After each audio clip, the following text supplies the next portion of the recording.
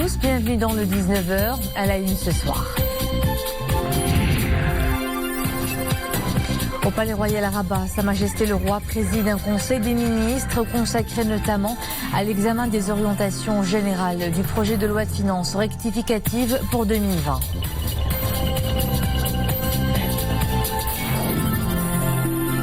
Les épreuves du bac démarrent aujourd'hui pour les candidats des filières scientifiques et professionnelles. 260 000 au total qui se penchent sur les copies d'examen jusqu'à jeudi.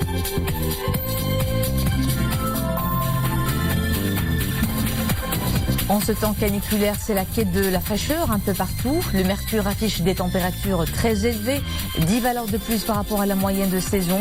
Nous irons au Moyen Atlas où la cédraie représente une brise de fraîcheur pour les habitants et les visiteurs. À la une de l'actualité, Sa Majesté le roi Mohammed VI, accompagné de son Altesse royale le prince héritier Moulay Hassan, a présidé au Palais Royal à Rabat un conseil des ministres qui a été consacré notamment à l'examen des orientations générales du projet de loi de finances rectificative pour cette année 2020 et à l'approbation de plusieurs projets de loi, d'un projet de décret et de convention internationale. Le souverain a également procédé à des nominations. Les grandes lignes du communiqué lu par le porte-parole du Palais Royal Abdelhak El-Merini avec Mohamed El-Ishkar. Au début des travaux du Conseil des ministres, Sa Majesté le roi Mohammed VI a interrogé Monsieur le ministre de la Santé au sujet de l'évolution de la situation épidémiologique, notamment après l'allègement des mesures de confinement sanitaire. Le ministre de la Santé a affirmé à ce sujet que la situation épidémiologique est stable, avec un degré de vigilance élevé, et que la majorité des personnes touchées sont asymptomatiques. Malgré l'allègement du confinement sanitaire, le taux de létalité est resté bas et le nombre des cas critiques faible. La hausse du nombre des personnes contaminées dernièrement s'explique, a-t-il dit, essentiellement par l'élargissement du cercle des dépistages collectifs précoces, l'intensification des consultations et le suivi des personnes contacts. Une commission scientifique nationale suit l'évolution de cette épidémie et met en place les traitements et protocoles de soins nécessaires. Par la suite, et conformément aux dispositions de l'article 49 de la Constitution, le ministre de l'Économie, des Finances et de la Réforme de l'Administration a présenté un exposé sur les orientations générales du projet de loi de finances rectificative. Il a évoqué le contexte international et national caractérisé essentiellement par les répercussions de la pandémie du Covid-19 qui a imposé le recours au premier projet de loi de finances rectificative dans le cadre de la nouvelle loi organique des finances. Dans ce cadre, il a été procédé à la présentation des piliers sur lesquels reposent les orientations générales du projet de loi de finances rectificative 2020. Le premier pilier porte sur l'accompagnement de la reprise progressive de l'activité économique, à travers notamment la mise en œuvre dans le cadre de conventions sectorielles de mesures tenant compte des spécificités de chaque secteur, en relation avec l'ampleur de l'impact subi suite à la crise et le temps nécessaire à la reprise de l'activité.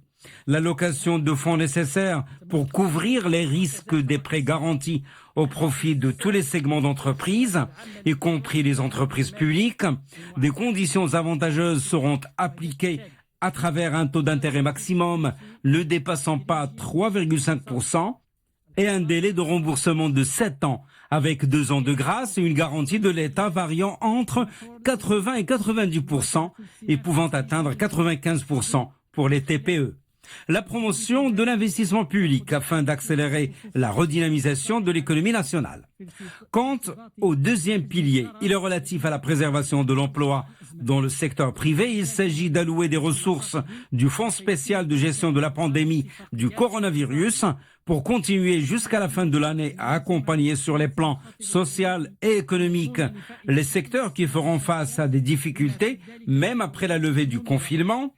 Il s'agit également d'activer l'accompagnement spécifique des différents secteurs dans un cadre contractuel avec les acteurs économiques concernés, en conditionnant l'appui à la reprise économique, à la préservation de plus de 80% des salariés déclarés à la CNSS et à la régularisation rapide de la situation des employés non déclarés. Enfin, Le troisième pilier porte sur l'accélération de la mise en œuvre des réformes de l'administration. Il sera procédé dans ce cadre à la mise en œuvre des dispositions de la loi relative à la simplification des procédures et des formalités administratives, notamment celles relatives au respect des délais maximums pour répondre aux demandes d'investissement, l'accélération de la mise en œuvre de la charte des services publics, la consécration de la transparence et de l'efficacité dans les services rendus aux citoyens et aux investisseurs à travers l'appui à la transformation numérique de l'administration et la généralisation des services numériques et enfin l'accélération de la mise en œuvre de la stratégie nationale d'inclusion financière, notamment à travers l'encouragement et la généralisation du paiement par téléphone mobile. À la fin de sa présentation, le ministre a évoqué les hypothèses du projet de la loi de finances rectificative 2020 qui prévoit un recul de 5% du PIB et un déficit budgétaire de 7,5%. Les orientations de ce projet visent essentiellement à surmonter rapidement les effets de la crise de la pandémie de Covid-19 au niveau économique et social. Par la suite, Sa Majesté le roi Mohammed VI, chef suprême et chef d'état-major général des forces armées royales, a bien voulu approuver 3 projets de loi et un projet de décret relatif au domaine militaire. Le premier projet concerne la cybersécurité. Il vise à établir un cadre juridique permettant de renforcer la sécurité des systèmes d'information des administrations de l'État, des collectivités territoriales, des établissements et entreprises publiques et toute autre personne morale de droit public, ainsi que les opérateurs de télécommunications. Le projet prévoit aussi des règles sécuritaires particulières applicables aux infrastructures d'importance vitale. Le deuxième projet de loi est relatif aux matériels et équipements de défense et de sécurité, aux armes et aux munitions. Il vise à encadrer les activités de fabrication, de commerce, d'importation, d'exportation, de transport et de transit de ces matériels et équipements à travers la mise en place d'un système d'autorisation pour la pratique de ces activités et un dispositif de traçabilité et de contrôle des documents, en vérifiant d'une manière immédiate les titulaires des autorisations dans ce domaine. Quant au troisième projet, il amende la loi relative à l'armée de réserve des forces armées royales. Il a pour objet d'intégrer parmi les officiers de réserve les cadres des établissements et entreprises ayant reçu une formation initiale au sein d'un établissement relevant des forces armées royales. Le projet de décret porte sur la réorganisation de l'école royale de l'air. Il a pour objet de permettre aux compagnies nationales de transport aérien de bénéficier de l'expertise des forces armées royales en matière de formation aéronautique, en permettant aux écoles royales de l'air de former les pilotes de ligne des compagnies nationales, et ce dans un cadre contractuel entre l'administration de la défense nationale et les compagnies nationales de transport aérien. Dans le cadre du renforcement des relations bilatérales du Maroc et de la consolidation de sa place et sa présence continentale et internationale, et du respect des engagements internationaux du Royaume, le Conseil des ministres a approuvé 11 accords internationaux bilatéraux et multilatéraux, dont 9 supportés par des lois. Les accords bilatéraux portent en particulier sur un accord établissant une association entre le Royaume du Maroc et le Royaume-Uni de Grande-Bretagne et d'Irlande du Nord, et l'avenant à la Convention de partenariat pour la coopération culturelle et le développement entre le gouvernement du Royaume du Maroc et le gouvernement de la République française, ainsi que le renforcement de la coopération avec certains pays frères et amis dans les domaines commercial, économique, judiciaire, technique, scientifique et culturel, outre le domaine militaire et technique. Les accords multilatéraux portent sur le traité portant création de l'Agence africaine du médicament et l'accord multilatéral entre autorités compétentes concernant l'échange automatique de renseignements relatifs aux comptes financiers. Et conformément aux dispositions de l'article 49 de la Constitution et sur proposition du chef du gouvernement et à l'initiative du ministre des Affaires étrangères, de la coopération africaine et des Marocains résidant à l'étranger, Sa Majesté le roi Mohammed VI a bien voulu nommer la secrétaire générale du ministère et des ambassadeurs de Sa Majesté. Il s'agit de Madame Mounia Bousta, ambassadeur secrétaire générale du ministère des Affaires étrangères, de la coopération africaine et des Marocains résidant à l'étranger, Messieurs Hassan Nasseri, ambassadeur de Sa Majesté le roi au Sénégal, Driss Sbayen, ambassadeur de Sa Majesté le roi au Mali, Zakaria El-Koumiri, ambassadeur de Sa Majesté auprès de la République unie de Tanzanie, Abdelrazak Al-Assel, ambassadeur de Sa Majesté auprès de la République du Kenya. Aissam Tayyib, ambassadeur de Sa Majesté auprès de la République de Guinée. Mohamed Hamzaoui, ambassadeur de Sa Majesté auprès de l'État des Émirats Arabes Unis. Ali ibn Issa, ambassadeur de Sa Majesté auprès de l'État du Koweït. Mohamed Ait Ouali, ambassadeur de Sa Majesté auprès de la République démocratique et populaire d'Algérie. Abdelrahim Mouziane, ambassadeur de Sa Majesté, chef du bureau de représentation du Royaume du Maroc à Ramallah. Karim Medrek, ambassadeur de Sa Majesté auprès du Royaume de Suède. Mohamed Sbihi, ambassadeur de Sa Majesté auprès de la République hellénique. Hakim Hajwi, ambassadeur de Sa Majesté auprès du Royaume-Uni de Grande-Bretagne et d'Irlande du Nord. Nabila Fridji, ambassadeur de Sa Majesté auprès du Royaume de Norvège. Hicham Dehan, ambassadeur de Sa Majesté auprès de la République dominicaine. Hicham Al-Alawi, ambassadeur de Sa Majesté auprès de la République de Cuba. Madame Bouchra Qadiri Bouchiche, ambassadeur de Sa Majesté auprès de la République du Panama. Madame Wissam Zailachi, ambassadeur de Sa Majesté auprès du Commonwealth d'Australie. Monsieur Mohamed Rachid Ma'ninou, ambassadeur de Sa Majesté auprès de la République de Kazakhstan. Et enfin, Monsieur Abdelrahim Rahali, ambassadeur de Sa Majesté auprès du Royaume de Thaïlande. Après les branches lettres et sciences humaines et enseignements originels, les candidats des filières scientifiques et professionnelles ont aujourd'hui entamé les épreuves du bac. Ils se chiffrent à presque 268 000 cette année. Les épreuves de ce deuxième pôle se poursuivent jusqu'à jeudi et ces examens se déroulent dans le respect des mesures préventives pour préserver l'aspect sanitaire des candidats et leur offrir un environnement favorable. Oumaima Ramli. Pour ces élèves, c'est le grand jour. Arrivés au centre d'examen, ils sont tenus au respect de tout un protocole sanitaire. En plus des masques de protection et des gels hydroalcooliques à disposition, ici, la distanciation physique est de rigueur. Cette année, les conditions sont très spéciales. Tout a été mis en place pour que nous puissions passer le bac dans les meilleures conditions possibles. Les conditions de passage de l'examen sont bonnes, les mesures barrières sont très bien appliquées, les salles sont aérées et la distanciation physique est bien respectée. Rien n'est laissé à l'improvisation. À 8 heures tapante, les étudiants planchent sur la première épreuve de la journée. Pour s'assurer du bon déroulement des épreuves, le chef du gouvernement et le ministre de tutelle se sont déplacés pour une visite express dans des salles d'examen à Rabat et à Salé. L'épreuve nationale se passe dans d'excellentes conditions.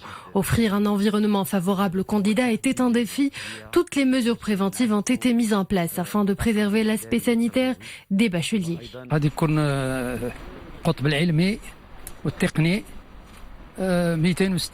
Aujourd'hui, ils sont plus de 260 000 étudiants dans les branches scientifiques et techniques qui se présentent à cette échéance nationale. Pour ce baccalauréat 2020, ils sont plus de 441 000 candidats à passer la session normale. Pour les filières scientifiques et professionnelles, le nombre de candidats a grimpé, 3% de plus pour les filières scientifiques et 20% de plus pour les filières professionnelles.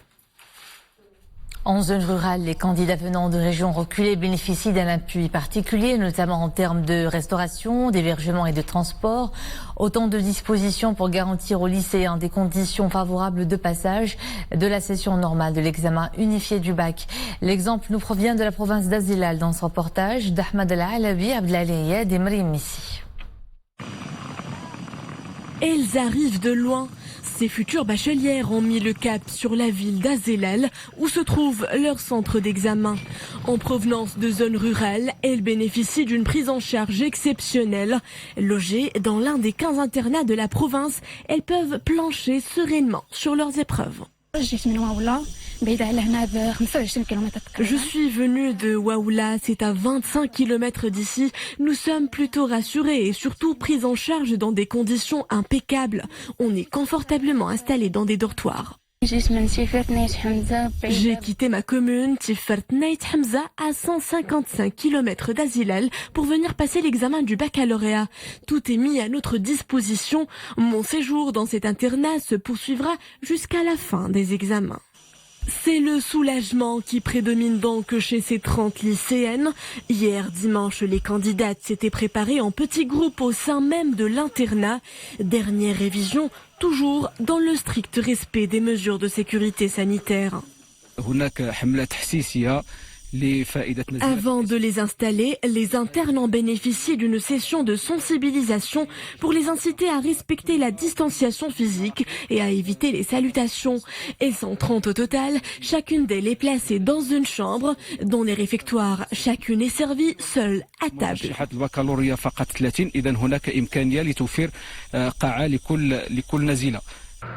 Pour les non-internes, 70 bus de transport ont été affrétés à travers les communes rurales de la province pour acheminer pas moins de 300 candidats vers les centres d'examen.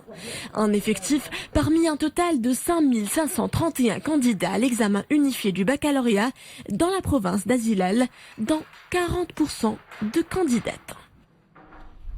Situation épidémiologique au Maroc. 164 nouveaux cas d'infection au coronavirus et 448 guérisons ont été enregistrées ces dernières 24 heures. Ce nouveau bilan porte à 14 379 le nombre de contaminations dans le pays et à 10 137 le nombre de personnes totalement rétablies. 2 personnes infectées par le Covid-19 sont mortes aujourd'hui, ce qui porte à 237 le nombre de décès enregistrés dans le royaume.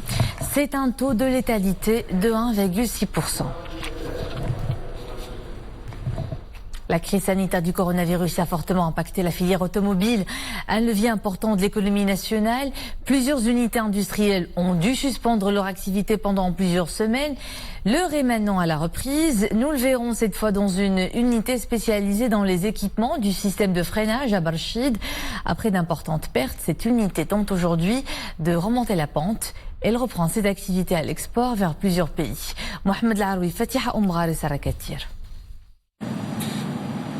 Leader sur le marché africain, cette entreprise spécialisée dans la production de plaquettes et de garnitures de freins pour véhicules légers, utilitaires et pour poids lourds à Barchid a été touchée de plein fouet par la crise sanitaire causée par la Covid-19. La production a chuté de plus de 80% et le chiffre d'affaires a baissé, lui, de 70%.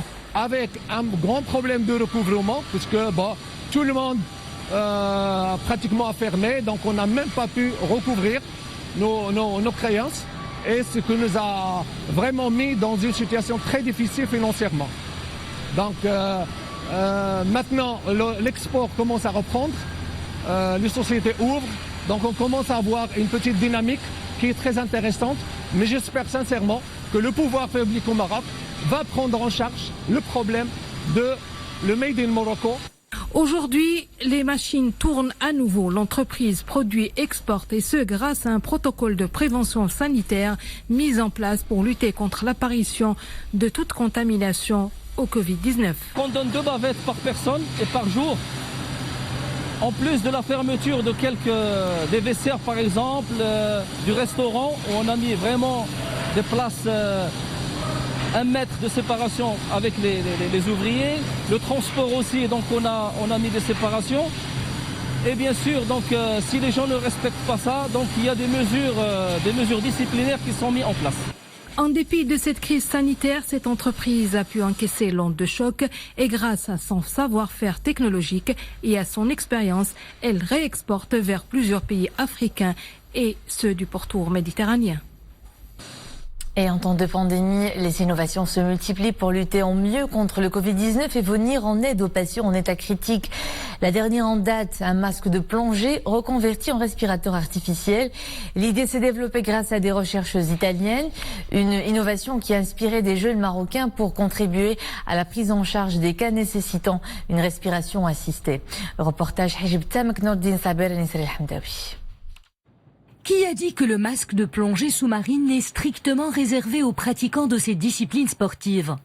Un collectif d'ingénieurs de l'Université internationale d'Agadir vient de le convertir en respirateur pour les patients Covid-19 souffrant d'insuffisance respiratoire.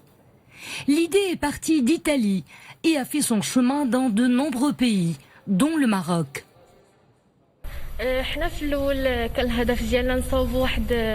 Notre objectif était de concevoir une pièce facile à monter, à démonter et à stériliser.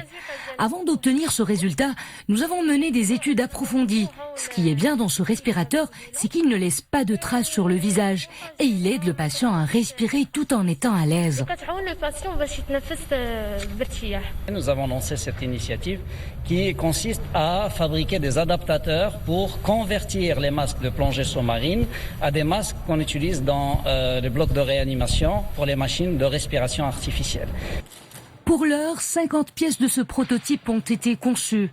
Ces masques de plongée sous-marine s'apprêtent donc à migrer des fonds marins vers le milieu hospitalier, mais pour la bonne cause. Nous avons travaillé en collaboration avec les cadres et les médecins de l'hôpital Hassan II aussi pour développer un respiratoire 100% marocain qu'on va mettre sur le marché, qu'on est en train maintenant, la conception est faite, le montage est fait, les tests sont en cours. Avec l'utilisation prochaine de ces masques de plongée sous-marine comme respirateurs, l'intubation des malades pourrait être de moins en moins pratiquée pour les cas souffrant de détresse respiratoire. Vous savez, depuis plusieurs mois maintenant, le port du masque est un geste barrière de grande importance. Cet accessoire est devenu indispensable dans la vie de tous les jours. Seulement, voilà, lorsqu'on pratique un sport, il faut en mettre ou non, et s'il le faut, quel masque adéquat choisir afin d'éviter les problèmes de respiration, de transpiration excessive ou encore de frottement sur le visage? Faut-il prévoir des masques de rechange? Réponse dans ce reportage de Mohamed Touani et Yassine Morafiq avec un commentaire de Mounia Marouche. C'est une reprise en douceur pour Marwa et son amie. Après 3 mois d'arrêt, elle pratique du jogging sur les longues pistes de la forêt Ibn Sina.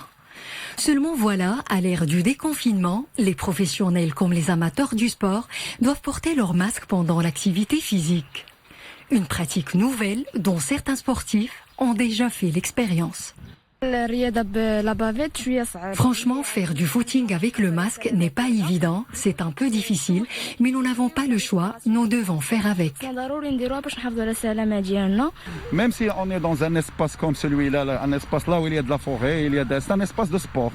Il faut quand même se protéger et il faut respecter le règlement en cours et c'est une protection. La première fois que je marche depuis le confinement, mais on est très gêné, même quand on sort les chaja. Dès qu'on peut, on enlève un petit peu pour respirer. De temps en temps. Surtout l'été. Mais l'hiver, on peut supporter, mais pas l'été. Pourtant, cet accessoire de protection est primordial pour se protéger de la contamination. Mais quel type de masque le plus adapté à l'activité physique et comment l'utiliser correctement? C'est uniquement les masques chirurgicaux.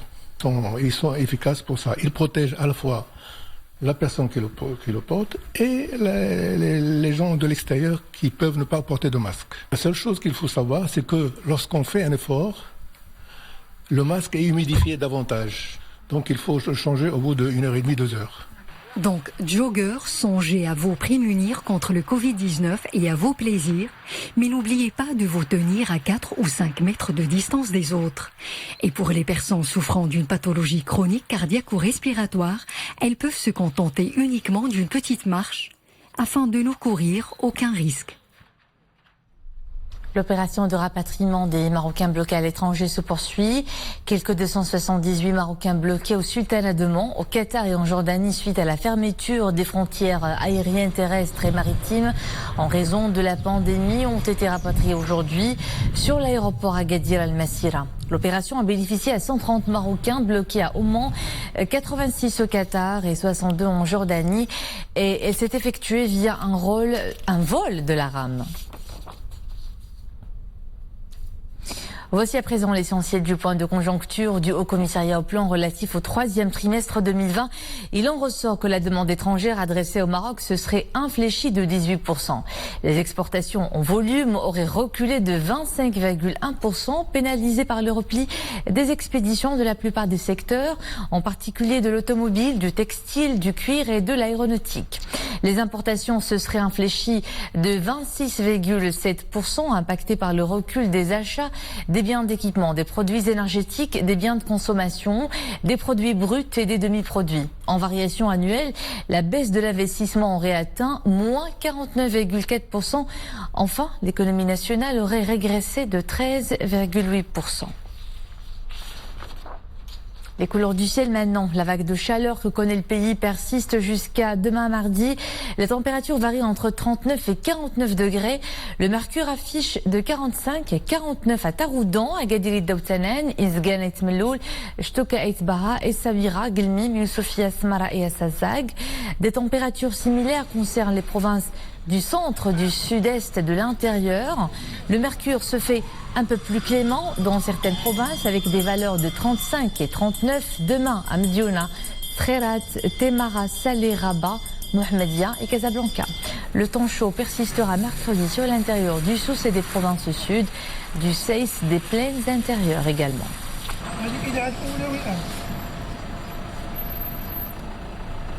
Et il fait moins chaud dans les hauteurs du Moyen Atlas où les températures demeurent largement supérieures à celles qui y règnent d'habitude. La province d'Azro compte certains sites qui ont de quoi vous rafraîchir, comme la Cédrée, une biodiversité doublée d'une véritable évasion, un refuge à la fois pour les habitants et les visiteurs. Reportage Ahmed Fadeli, commentaire Nisreen Ozdar.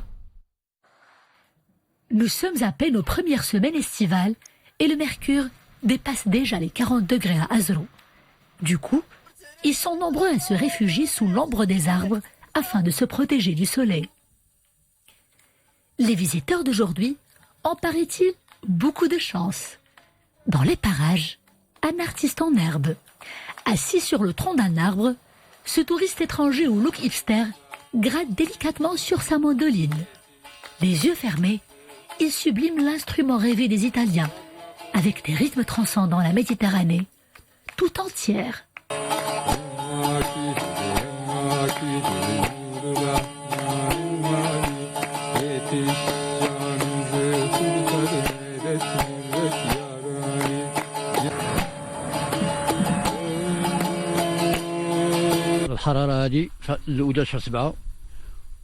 Nos maisons n'ont pas été épargnées par la canicule. Il est fait tellement chaud qu'il nous est vraiment insupportable d'y rester. La forêt est un magnifique refuge. Je passe d'agréables moments ici. C'est vraiment un bel endroit. On a été à 14h à la ville d'Azrou. Il fait très chaud. C'est vraiment dur pour nous de faire le moindre mouvement, le moindre effort. C'est vraiment compliqué. C'était presque intenable, aux alentours de 43-45 degrés, donc la journée, il fallait absolument trouver une solution pour pouvoir avoir de la fraîcheur. Donc étant donné qu'on a décidé de monter dans la région d'Azrou pour ses rivières, ses ruisseaux, ses cascades et surtout sa forêt où il y a beaucoup de fraîcheur. Loin de la Cédrée, le soleil tape très fort. Les rues d'Azrou sont quasi vides. Seules quelques personnes résistent à la canicule. Elles tentent tant bien que mal de se trouver un abri salvateur. Cette année, les températures sont exceptionnellement élevées, surtout pour cette période. Habituellement, en début juillet, le mercure ne dépasse pas les 28 degrés. Le centre-ville est presque déserté. Il ne se remplit qu'à la tombée de la nuit. En journée, tout le monde converge vers les zones ombragées. En attendant une météo un peu plus clémente, la Cédrée d'Azrou représente un havre de fraîcheur pour les locaux, mais aussi pour les visiteurs en quête de sérénité. Voilà donc pour l'essentiel de l'actualité de ce lundi. D'autres titres de l'actu à 21h. Passez une agréable soirée. À demain.